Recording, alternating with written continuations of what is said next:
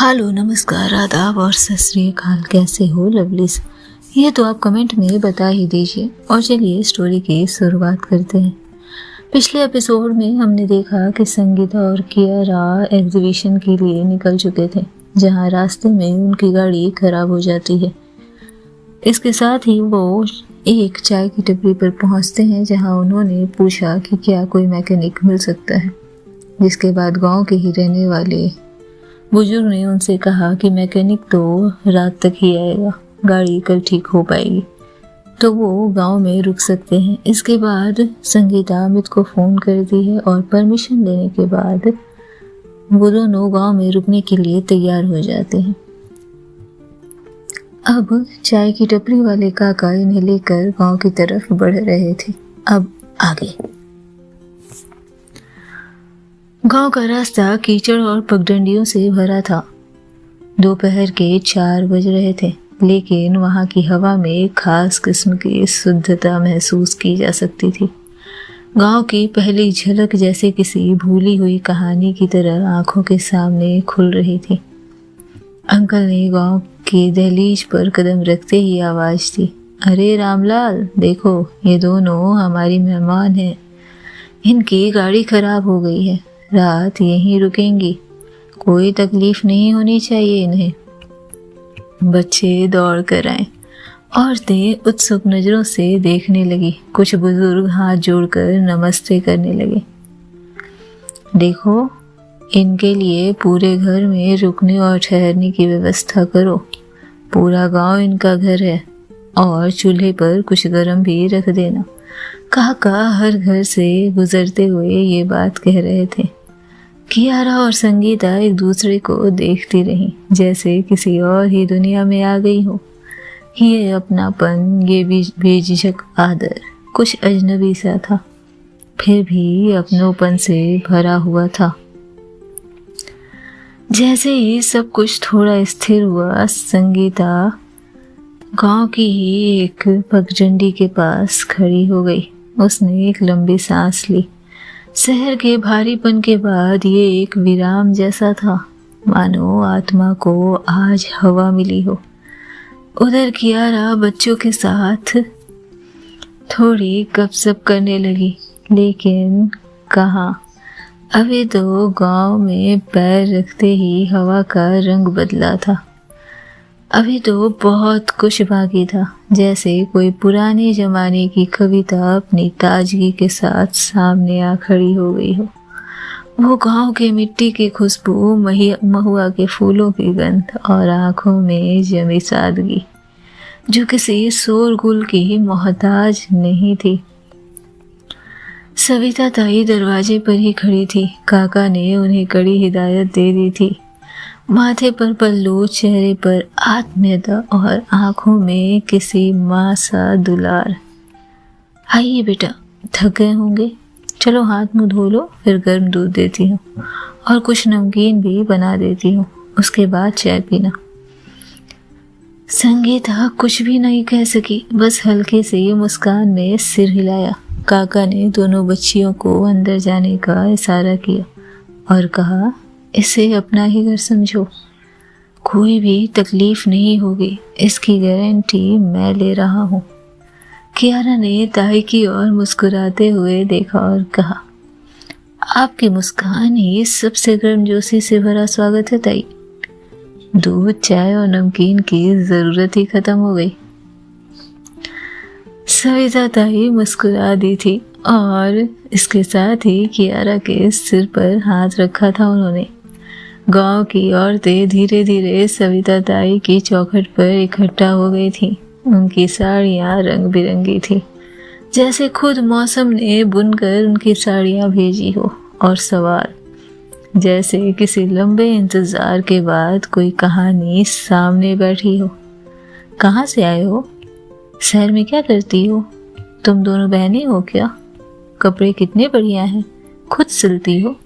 कियारा उन सब की बातों का बड़ी सादगी से जवाब देती रही, उसकी हंसी में शामिल होती रही, उनके सवालों में घुलती गई। एक बारगी को वो इनका हिस्सा लगने लगी थी। कियारा की आंखों में कोई पर्दा नहीं था, कोई दंभ नहीं था, ना कोई दूरी थी। संगीता को लगा मानो कियारा उन्हीं का हिस्सा हो, उन्हीं की जैसी निश्चल, उन्हीं की जैसी पावन और उन्हीं के जैसे सवालों से भरी हुई, जवाबों को ढूंढती हुई।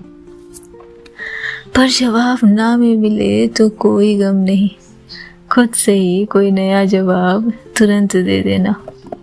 पर वहीं संगीता बस बैठी रही, उस चौखट पर बैठी हुई सबकी बातें सुनती रही, लेकिन बिल्कुल चुप, जैसे वो उन रंगों में रंग ही नहीं पा रही थी। उसके चेहरे पर वो ठहराव था जो अक्सर तब आता है जब किसी के भीतर बहुत कुछ हो पर कहने का मन ना हो। वो चुप्पी जो अब उसकी दिनचर्या बन गई थी, अचानक आज उसे चुभ रही थी। उसे पता ही नहीं चला कि कब वो इतनी चुप हो गई। उसके भीतर बहुत कुछ था, लेकिन जुबान साथ नहीं दे रही थी, जैसे कोई धूप में तो खड़ा हो लेकिन छांव तलाशने का इरादा ही भूल चुका हो। खुद के मन में कहानियां ना होठों पर आना छोड़ दिया था और खुद से ही वो सवाल पूछती है, आखिर कब से है ये चुप्पी? उसे खुद पता नहीं था। आखिर कब हंसती चहकती संगीता इतनी खामोश हो गई थी, उसे पता ही नहीं था। लेकिन धीरे धीरे उन औरतों की बातों में, उनकी मासूम उत्सुकता में संगीता भी पिघलने लगी। मानो रंग अगर आसपास हो तो आपको तो अपना बना ही लेता है।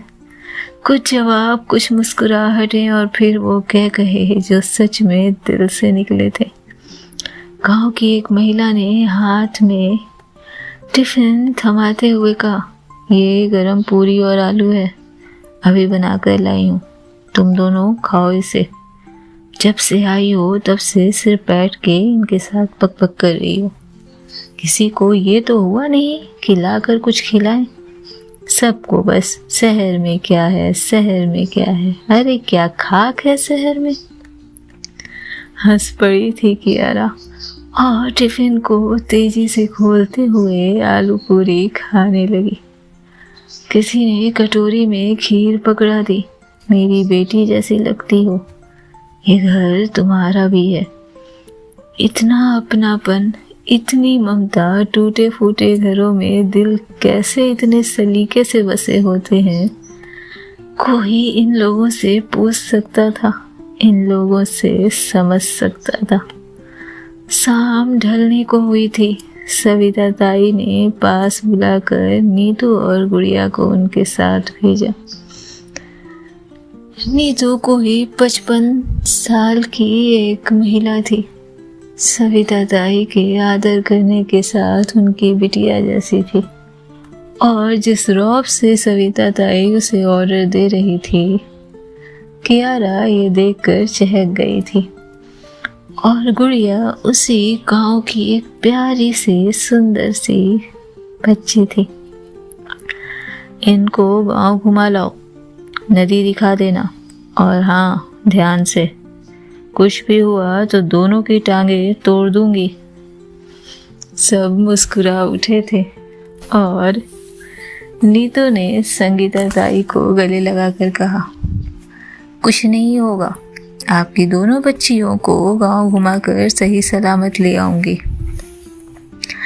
गांव के छोर पर जहां नीम के पेड़ की छांव में पुरानी सूखी घास की महक उठती थी, वहां से गुजर रहे थे ये लोग।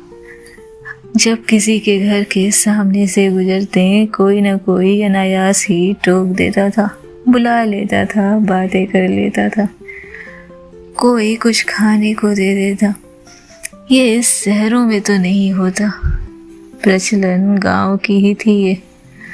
और इसी तरह आगे बढ़ते बढ़ते आखिर वो इस जगह पर पहुंचे थे। संगीता और कियारा दोनों किसी पेड़ की टूटी टहनियों पर बैठे हुए थे। नीतू पास ही खड़ी थी और गुड़िया वो खेल रही थी। नीतू बिना किसी भूमिका के जैसे बरसों की खामोशी को अपने अंदर सहेजे हुई थी। ना एक सवाल अब तक पूछा था उसने इन दोनों से, ना ही कुछ जानने की कोशिश की थी। बस इन्हें निहार रही थी, देख रही थी, मानो किसी अबुझ पहेली को सुलझा रही हो या फिर किसी ऐसी रियासत में हो जहाँ के लोगों को बस पढ़ना आता हो और उसे बोलने में तकलीफ होती हो। कियारा ने यूं ही उनसे पूछ लिया, आपके पति कहाँ हैं और आपके कितने बच्चे हैं? अचानक ही गांव के बारे में चहकती बताती नीतू चुप हो गई थी। ये सवाल जैसे उन बरसों से सूने पड़े कुएं की पानी की तरह था जिस पर आज किसी ने कंकर फेंका था और ये पानी अब थोड़ी कलकलाने लगी थी, लेकिन फिर से शांत होना था इस पानी को। ये समय फिर से ठहरना था। उसने कुछ नहीं कहा, बस नजरें झुकाई और कहा, नहीं है, मेरा मतलब यहाँ नहीं है। हमारी शादी होने के 4 दिन बाद ही वो गांव से चले गए। शहर वालों को काम ज्यादा होता है ना दीदी, ऐसा ही कुछ कहा था उन्होंने। जाने को तो गए और ये वादा करके गए कि आएंगे, लेकिन फिर कभी नहीं आए। हाँ, 6 महीने तक हमेशा पैसे भेज दिया करते थे, लेकिन एक बार बाबूजी उनको ढूंढने शहर चले गए। वो तो नहीं मिले, लेकिन जो पता उन्होंने दिया था उस पर शायद उन्हें बाबूजी के वहां जाने की खबर मिल गई थी, जिसके तुरंत बाद उन्होंने एक तार भेजा, एक खत। ये खत मेरे सपनों की निशानी थी, लेकिन उस खत ने ही सब कुछ उजाड़ दिया मेरा। उस खत में उन्होंने बड़ी आसानी से लिख दिया कि उन्होंने शादी कर ली है और अब उन्हें ढूंढने कोई ना जाए। शहर में जीवन ऐसा ही होता है क्या? शहर में रिश्तों के मोल नहीं होते, शहर में बेवफाई आम है। खैर उन्होंने छोड़ दिया, लेकिन उनके माँ बाबूजी को मैं नहीं छोड़ पाई। माई ने सिखा कर भेजा था कि औरतों की डोली उड़ती है, लेकिन अर्थी उसी घर से निकलनी चाहिए जहां उसका विवाह हुआ हो। माई बाबूजी के सम्मान को कैसे चोटिल कर सकते थे, इसलिए यहीं रह गई। अब यही हूं तब से। ये घर, ये गांव ही मेरा परिवार है। किसने कहा कि पति के बिना परिवार नहीं हो सकता? ये है ना, ये गुड़िया मेरी बच्ची है, गांव के सारे बच्चे मेरे बच्चे हैं और गांव के सभी लोगों के लिए बिटिया रानी हूँ। माँ बाबूजी ने कभी जताया ही नहीं कि उनकी बहू हूँ मैं, तो मैंने भी नहीं माना कभी कि मैं यहाँ बहू बनकर हूँ। एक बेटी की तरह स्वच्छंद रहने लगी, आजाद रही। खामोशी छा गई थी वहां पर। दर्द जब सबसे आसान भाषा में कहे जाए सबसे जटिल होते हैं। इसके साथ ही नीतू ने उनकी तरफ देखा और फिर हंसती हुई बोली, अरे अरे, मेरी कहानी पर ऐसे मायूस मत हो। मैं यहाँ बहुत खुश हूँ और अच्छा ही हुआ कि वो नहीं आए। वैसे मैं आप दोनों से कुछ पूछूं? कियारा ने संगीता की तरफ देखा और सिर हिला दिया। जी? आप दोनों कौन हैं?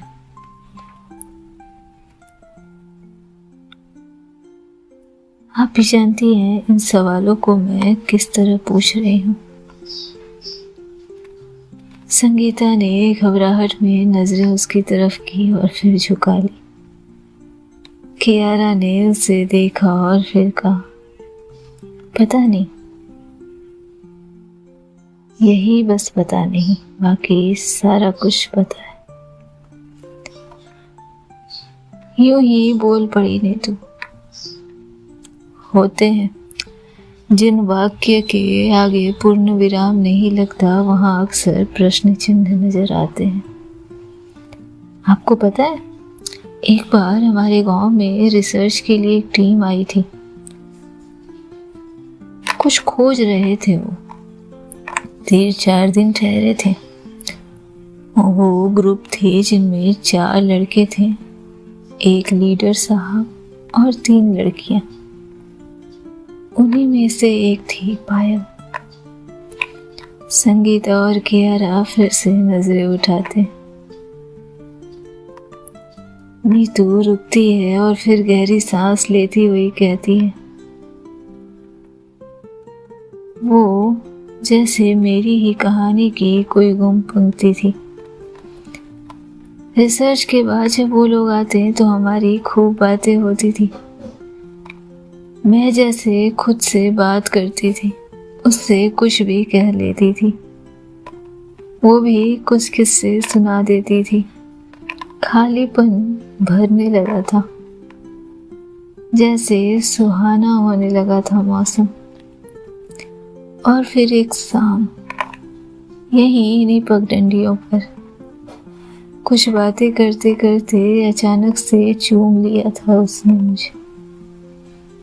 महज एक चुंबन ही तो था वो, लेकिन उस एक लम्हे ने मेरे जीवन के सारे फैसले को तोड़ दिया। संगीता की आंखें अब मिल गई थी नीतू से। कियारा ने गहरी सांस ली थी, पर उसने खामोशी को चुना और मैंने जिद भी नहीं की कि मुझे कुछ जानना है।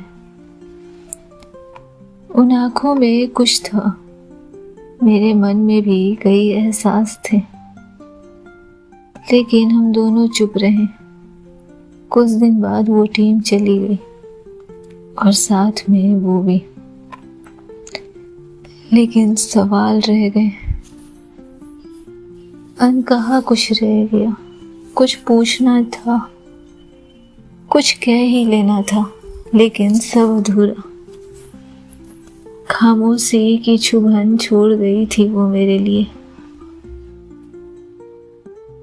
गुड़िया अब नीम के तने से टेक लगाकर जाने किस दुनिया में खोई थी, खेल रही थी। और इधर नीतू अब भी अपनी कहानी, अपने इतिहास को गढ़ रही थी। आपको पता है, आज भी है वो मुझ में, उसकी मुस्कान, उसकी बातें, लेकिन सबसे ज्यादा उसकी छुअन की ईमानदारी।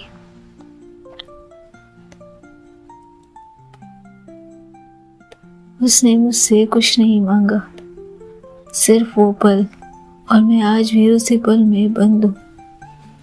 वो अब उन्हें देख रही थी, ध्यान से, मानो शब्दों से ज्यादा उसकी आंखें पढ़ रही हो। आप दोनों में कुछ वैसा ही दिखता है मुझे। हो सकता है शायद गलत हो सकते हैं हम, लेकिन अगर हम जरा भी सही हैं तो आप दोनों से उम्र के लिहाज में बड़े होने के नाते कुछ कहना चाहेंगे। इस रिश्ते को सवाल मत बनने दीजिएगा, वरना ये आपका हर जवाब खा जाएगा। न जीने देगा न मरने देगा, न संवरने देगा न टूटने देगा, बस अटका रहेगा एक प्रश्न चिन्ह की तरह। कहते कहते भीगने लगी थी नीतू की आवाज, लेकिन वो अब भी मुस्कुरा रही थी।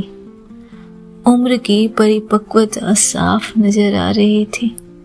मैच्योरिटी उसकी आंखों में उभरने लगी थी, जैसे आज बरसों के बाद इस कैद से खुद को आजाद कर रही थी। और उनकी तरफ देखते हुए बस इतना ही कहा, अगर वाक्य प्रश्न चिन्ह पर खत्म हो तो सिर्फ अफसोस और कई तरह के जवाब देते जो आपकी जिंदगी को नर्क बना सकते। कोशिश कीजिएगा कि आपकी कहानी में आपके वाक्य के पीछे पूर्ण विराम जरूर हो। और इसके साथ ही वो मुड़ चुकी थी गुड़िया की तरफ। सामने नदी है, आप लोग बैठिए, बातें कीजिए, मैं गुड़िया के साथ ही हूँ। और इसके साथ ही वो चली गई थी। सिर्फ वो दोनों रह गई थी वहां, नीम की छांव में उस टूटी डाली पर बैठी। दो लोग जिनके भीतर तूफान थे लेकिन बाहर एक शांत सा। नीतू जैसे जानती थी कि इन दोनों को अभी अकेले रहने देना कितना जरूरी था। समझती थी शायद बखूबी उनके अंदर के सवालों को, उलझनों को, शिकायतों को, जवाबों को और कड़वे सवालों को।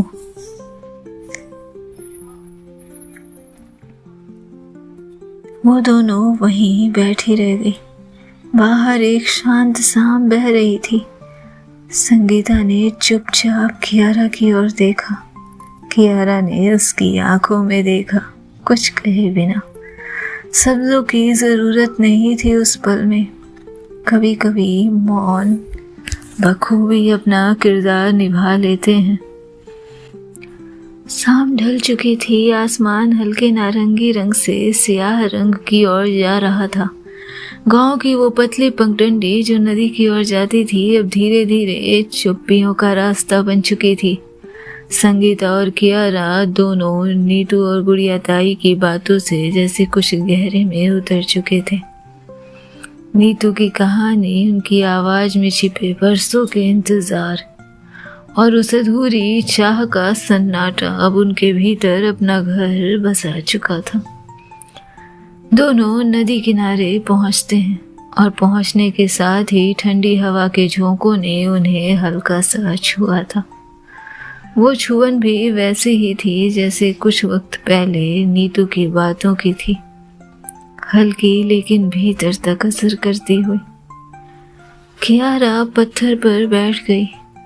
सामने बहती नदी जैसी उसकी आंखों के भीतर की हलचल जानती हो। उसने कुछ नहीं कहा, बस अपनी चप्पल उतारी और पैर को पानी में डुबो दिया। संगीता थोड़ी दूर एक पेड़ के तले खड़ी थी। वो कियारा की ओर देख रही थी, पर खुद को भी। क्या वो वही संगीता थी जो कभी अपनी आवाज से घर को जगाती थी? अब बस चुप थी और कभी कभी किसी और की आवाज में खुद को ढूंढने की कोशिश करती थी। कियारा ने धीरे से कहा, कुछ रिश्ते ऐसे होते हैं जो पूरे नहीं होते, लेकिन फिर भी अधूरे नहीं लगते। बस किसी पुराने खत की तरह बिना तारीख के, बिना दस्तखत के हमेशा संभाल के रखे जाते हैं। संगीता की आंखों में चमक आई थी, मगर होठ अब भी खामोश थे। उसने कियारा के पास जाकर चुपचाप उसके बगल में बैठने का इशारा किया। दोनों अब एक साथ नदी की ओर देख रहे थे। आसमान काला हो रहा था। बीच बीच में केवल पत्तों की सरसराहट और दूर मंदिर की आरती की धीमी सी आवाज। कहती है कियारा, कभी कभी मैं सोचती हूँ अगर हम उस रास्ते पर चले जो हमें नहीं चुनना चाहिए तो क्या वो भी किसी मंजिल तक ले कर जाता है? संगीता ने बिना उसकी तरफ देखे जवाब दिया, शायद मंजिल नहीं, पर खुद से मिलने का रास्ता तो बना ही सकता है। कुछ देर तक दोनों के बीच कोई शब्द नहीं थे। फिर कियारा ने नदी से कुछ पानी अपने हाथों में और कहा, अगर ये एहसास किसी और को बताएं तो शायद नाम देना पड़ेगा, लेकिन अगर हम इसे बस महसूस करें तो ये नाम भी कहीं ज़्यादा हो सकता है क्या? संगीता की आंखें नम होने लगी थी। उसने जल्दी से पलकें झुका ली। वो कुछ कहना चाहती थी मगर कह नहीं सकी। कभी कभी सिर्फ बैठकर साथ होना ही काफ़ी होता होगा ना, शायद।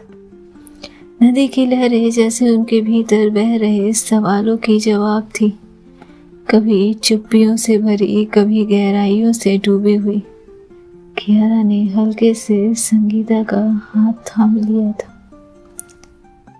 समय नहीं ठहरा था वहां, लेकिन तेज रफ्तार में चलती, दौड़ती और जाने क्या संभालती कियारा ठहर गई थी। उसका दिल ठहर गया था और यहीं ठहरे रहना चाहता था। कोई वादा नहीं था, कोई इकरार नहीं हुआ था, पर कुछ पल ऐसे थे जो किसी इकरार से कम भी नहीं थे। दोनों जाने कितनी देर एक दूसरे का हाथ थामे बैठे रहे, एक दूसरे से कोई अनकहा वादा निभाते रहे। ये वादा निभाना जैसे आज जरूरी था, कुछ ना बोलते हुए भी कुछ जताना जैसे आज जरूरी था। लेकिन समय की भी एक सीमा होती है। रात गहराने लगी थी और अचानक से गुड़िया की आवाज़ इन दोनों को किसी ऐसी जगह से वापस बुलाती है जहाँ से लौटने की चाहत दोनों की ही नहीं थी। चले दीदी, गांव के लोग इंतजार कर रहे होंगे, और अगर लेट से पहुंचे तो फिर पता नहीं क्या होगा। दोनों हंसते हुए वहां से उठती हैं और बिना नीतू से नजरें मिलाए गांव की सकरी पगडंडियां, जहाँ मिट्टी अब भी दिन की गर्मी को समेटी थी, आगे बढ़ती हैं। गुड़िया और नीतू काफी आगे चल रहे थे और ये दोनों पीछे पीछे। 2 कदमों की आवाज को अपनी गोद में भरती वो मिट्टी जाने कौन से निशान छोड़ रही थी। हर एक कदम के साथ समय जैसे ठहरता जा रहा था। संगीता और कियारा दोनों ही कुछ नहीं कह रही थी, पर भीतर जैसे बहुत कुछ घट रहा था। बिना लिखा हुआ, बिना सुना हुआ, लेकिन बहुत ही जीवंत। नीतू ने नदी तक पहुंचाकर अपना काम कर दिया था। कुछ देर तक कोई कुछ नहीं बोला और फिर नदी की कलकलाहट बंद हो जाती है। कियारा ने संगीता की ओर देखते हुए उससे पूछा, पानी से कुछ पूछा जाए तो जवाब नहीं देता, पर जवाब वहीं छिपा होता होगा ना। संगीता ने उसे देखा, एक शांत चेहरा जिसकी थकान जाहिर नहीं होती मगर जिसकी आंखें बहुत कुछ कहती थी। जवाब हमेशा कहाँ जरूरी होता है कियारा। कभी कभी एक चुप्पी वो सब कह देती है जो शब्द बर्बाद कर सकते हैं। मुस्कुराई थी कियारा, वो मुस्कान जो दुख से निकली थी पर अब उम्मीद में बदल रही थी।